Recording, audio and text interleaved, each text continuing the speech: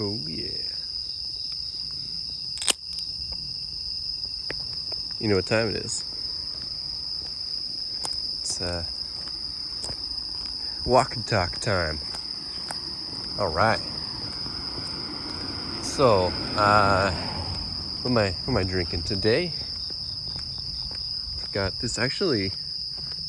This one came out, I think, like a year ago now. Yeah, but it's absolutely everywhere. It's still very popular. It's another. Let me get underneath the light here. It's one from Kirin. Maybe you know their normal like Ichiban Shiburi one. Ichiban Shiburi is like their flagship beer. They don't really come out with that many beers, especially ones that stay for a long time here. They actually, well, let me revise that. They have like limited edition beers and stuff that happen all the time. Now it's fall, so we're seeing some more like malty beers come out from the big brewers.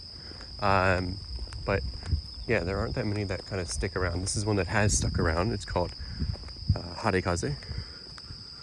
So yeah, but anyway, it's quite good. I kind of like it. It's like a more full-bodied Ichiban Shiburi, which is quite good. Anyway, what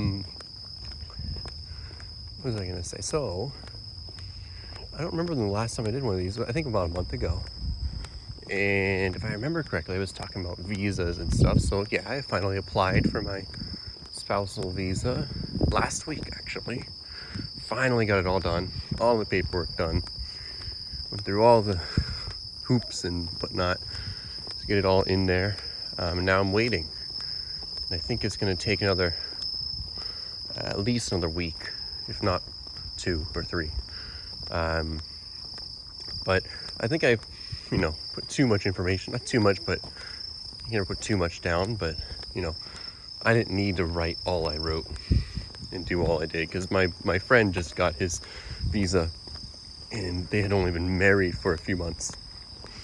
Or sorry, they'd only been together for a few months before getting married. So they didn't really have much to write about. But maybe the fact that I did have a long relationship is kind of the thing that had to kind of explain what I was doing during that time. I don't know. But yeah. Let's see.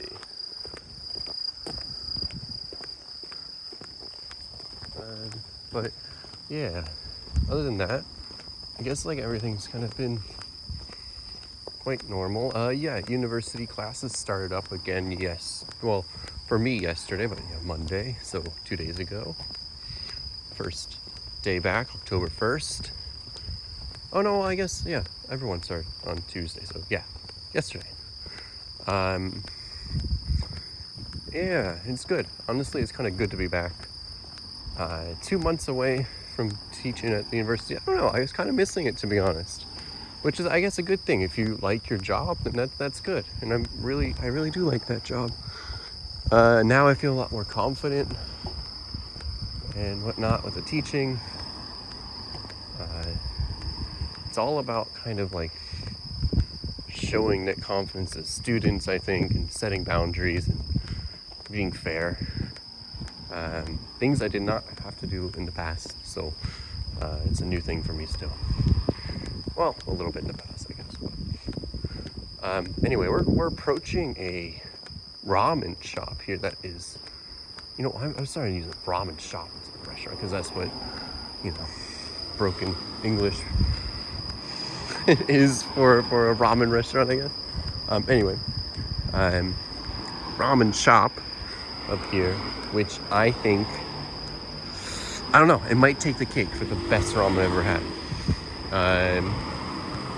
Yeah, so it is right across the street there. It's run by this like couple, husband and wife, and they make incredible ramen. All like, it takes a little bit of time to make it. You sit down at the bar and they're really putting a lot of attention to the detail and everything about it. It's not really in the middle of the city, so it's not really like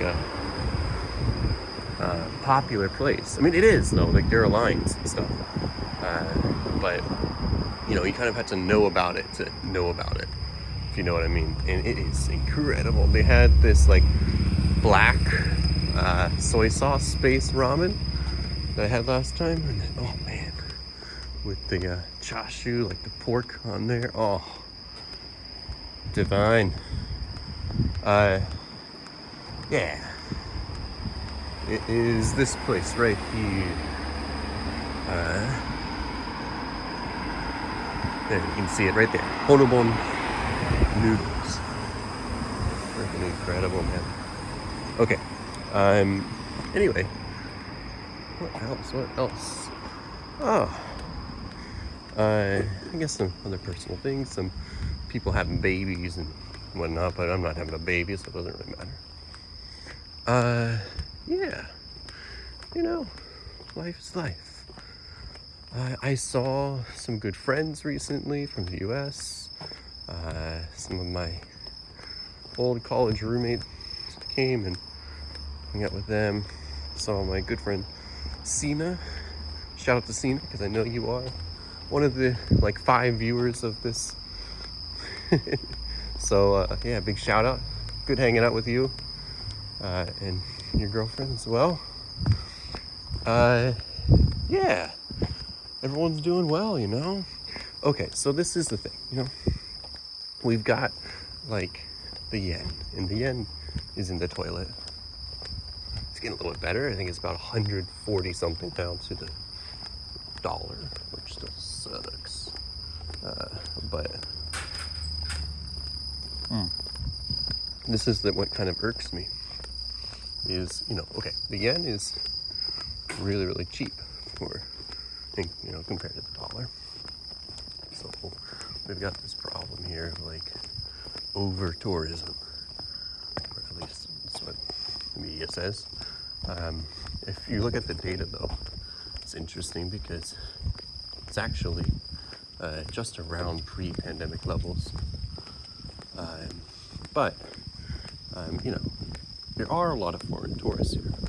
I mean, they are causing a lot of problems. I don't know if you've seen any news, but you know, there's this like Lawson convenience store that has a nice, you know, backdrop of Mount Fuji behind it, and it's in this small little quaint town, and it's been like overrun by tourists just going to that Lawson and taking pictures and littering in the street, and you know, tourists get all the blame. And then of course, me being in this country and being a foreigner, everyone assumes I'm a tourist.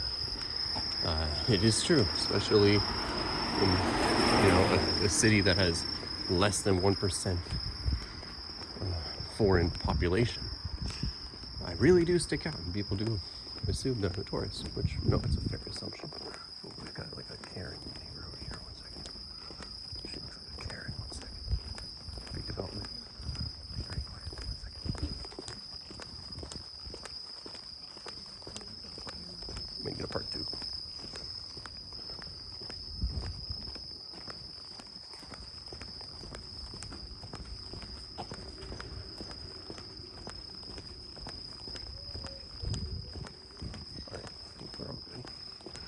Okay, anyway. Yep, that was a good development. Wow, we're at 8 minutes. Okay, anyway, let's wrap it up. Anyway, there are lots of these tourists here causing problems, and, you know, it gets blamed on foreigners, and I'm a foreigner, so therefore I'm bad, and, you know, that's kind of how it is. Anyway, anyway, but also with the weekend, Japanese people are not traveling abroad as much and spending their money on domestic travel, which, if you look at the stats, and according to NHK, the majority of the tourists are Japanese. Now, when I tell Japanese people that, they don't believe me, and they doubt it. They're like, oh, these tourists are causing problems. Over-tourism is all because of the foreigners. It's a big thing, but no, if you like actually think about it, Japanese people are traveling in Japan. Anyway, yeah, that's a big issue. Sendai, though, is a city that does not get that much tourism, especially foreign tourists. The majority of the foreign tourists here are actually from China, because there are direct flights from China to Sendai, and there are some Koreans here as well that come over here because there are direct flights from Seoul to Sendai. Not that many, but there are. So yeah, we get Koreans and mainly Chinese tourists, and Chinese tourists come here and just buy a ton of stuff and then go back to China.